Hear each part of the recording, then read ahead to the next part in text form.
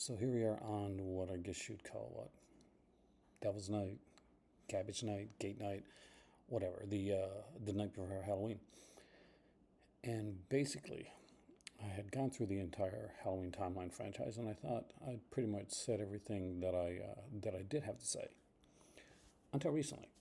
See, a uh, a channel that I like and a creator that I like on YouTube actually put out a tweet today, and it gained a lot of traction.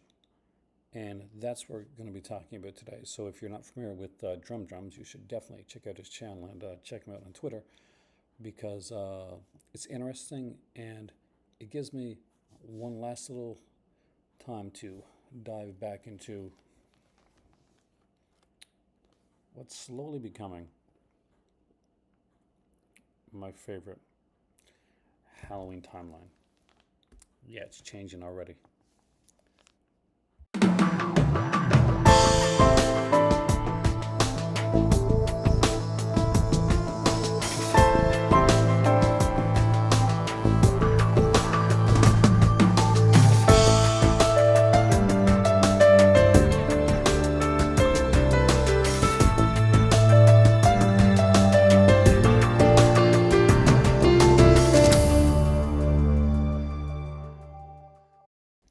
So I was just going to put the tweet up above my head, but I think what I'm going to do first is to give you a couple seconds to read it, and then we'll actually talk about the tweet and some of the responses that I got. And from there on, I'll give you my thoughts on what I think. When the big question is, was Corey from Halloween Ends always Endgame?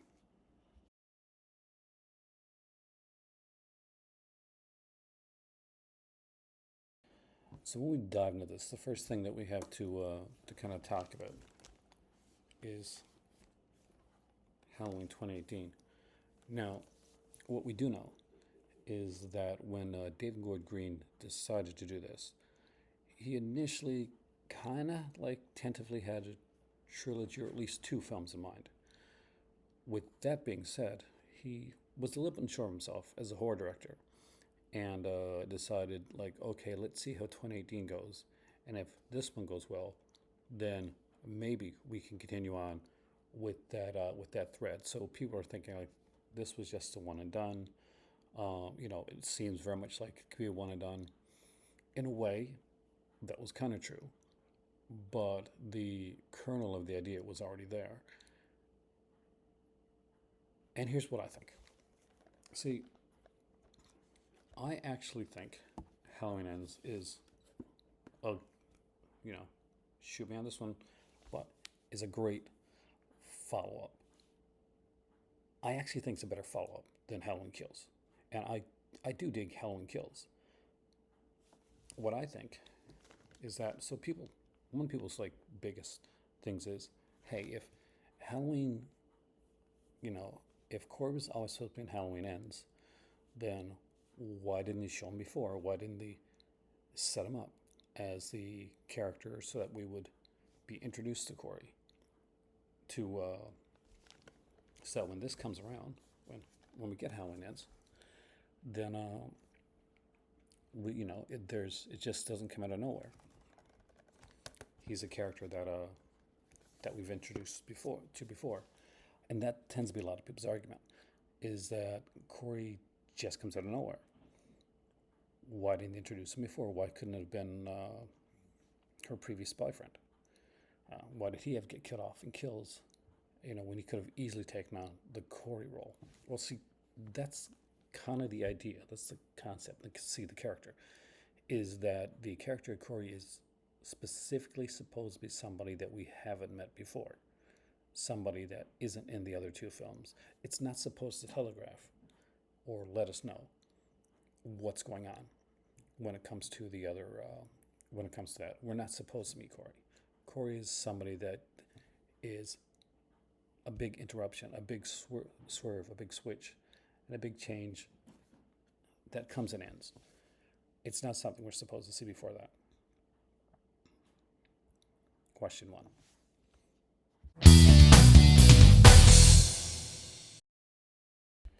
So So the conversation goes that basically the movies were initially going to be set on one night, much like Halloween 2, done in 1981.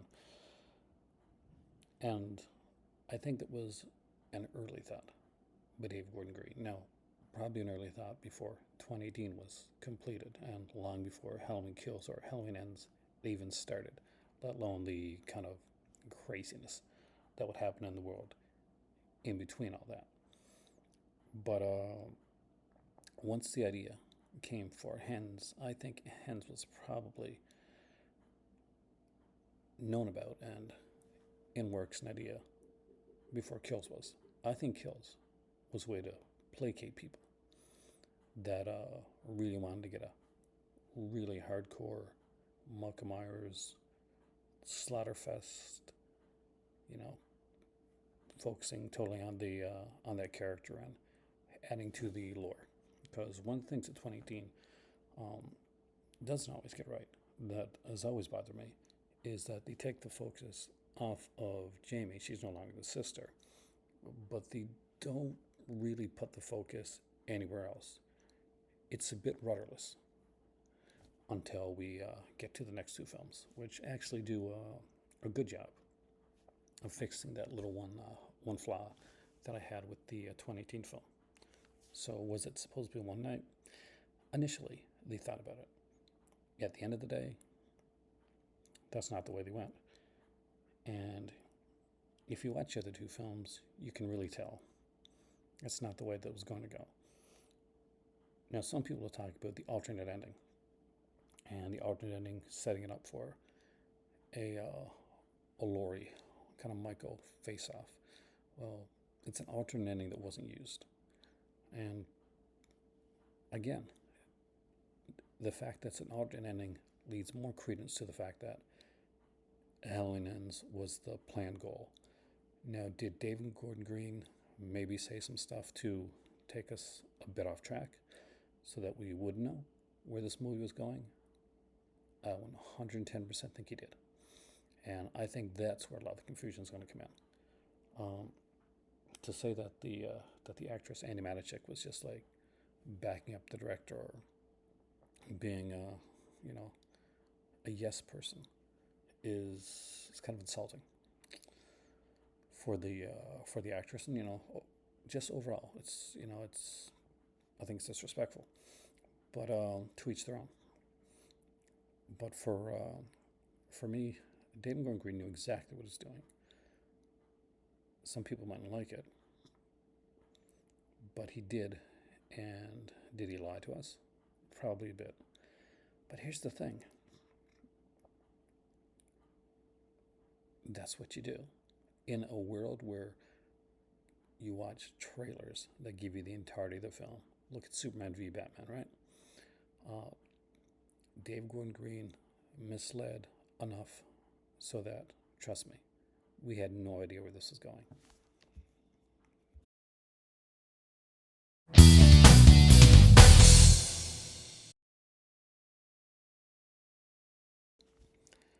So why do this? Why do it in this kind of linear, non-linear direction? Halloween 2018, as you see it, pays homage to a lot of the films we've seen previously in and out of canon. Whether it's the Silver Shamrock Mass, nods to the Halloween 4, just a whole lot of kind of winks and nods there. But there's more to it than that. There's a thematic follow as well. See, Halloween 2018 is a follow-up to the 1978 film. It goes in a different direction. It basically goes in like, hey, what if John Carpenter hadn't drank those beers and made the Laurie the sister, and follows it up years later? It doesn't do what H2O does. Not really. See, here's the thing. We were expecting to get that big confrontation between Laurie and Michael, and that was going to be the conclusion of the trilogy.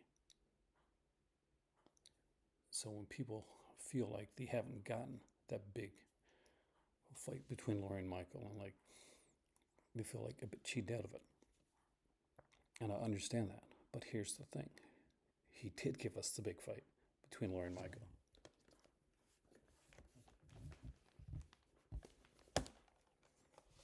In this one, he purposely uses the character Sartain to bring Michael towards Laurie. But he explains in this film that two, there's no familial connection. There's really no actual connection.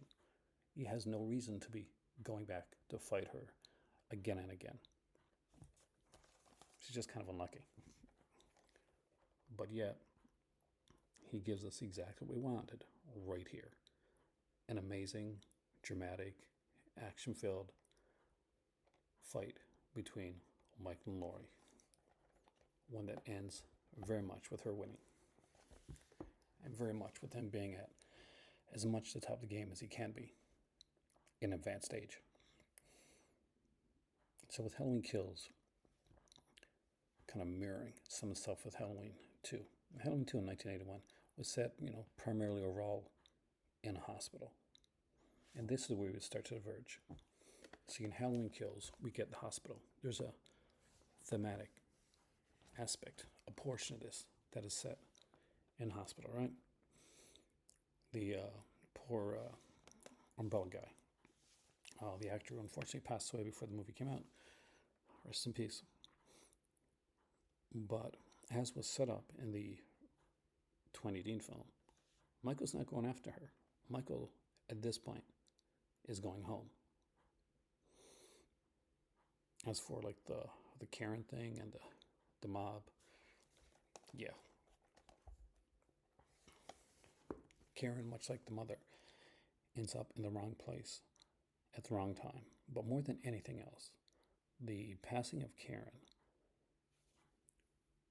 sets up the Laurie that we get for Halloween Ends. A Laurie that can no longer have the ability to just think about herself. She has to step up now. And stepping up means she can no longer focus. She can't be the mother that she was to Karen. Because one, she was not a good mother to her daughter. So what happens in Halloween Ends? We get the third one. We get a very different text. What does the text remind you of? Halloween 3. A film that went in its own direction, and Michael was basically in Halloween 3 as when they show the movie Halloween on the TV at the bar. But it does its own thing. It goes in its own direction. We've had a Michael and Laurie confrontation. Forced, but we've had it. We've had a movie dealing with Michael and the town, bringing back some old legacy characters.